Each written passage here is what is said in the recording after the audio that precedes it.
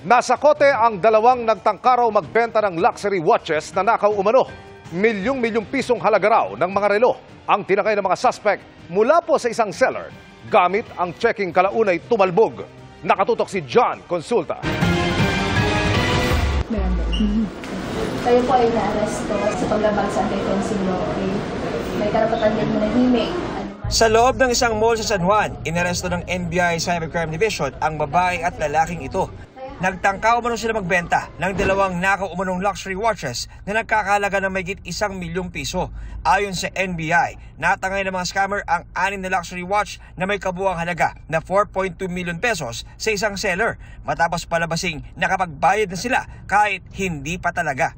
Magkikipag-conversation po siya through messenger and then maghihingi po ng proof para mapakita yung watches. Once po masettle na nila, magbibigay po siya ng cheque. Ibibigay na po yung watch dun sa rider. So hindi po siya makikipagkita personal. Wala pong funds yung ating cheque. Pupunta lang po sa current, naka-floating lang po siya. Depensa ng isa sa mga nahuli. Wala naman talaga kaming kasalanan. Hindi talaga namin alam. Mamatay na napag-utusan lang. Hindi pa pala totoong bayad yun.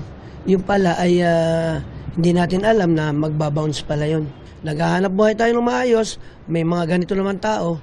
Pa-file natin yung dalawang nahuli natin ng anti-fencing law dahil nahuli natin sila na currently na nagbebenta ng nakaw na mga items. Pagka medyo mababa yan sa normal price, magtaka na po tayo dahil red flag po yan na maaaring galing sa nakaw o sa illegal na bagay.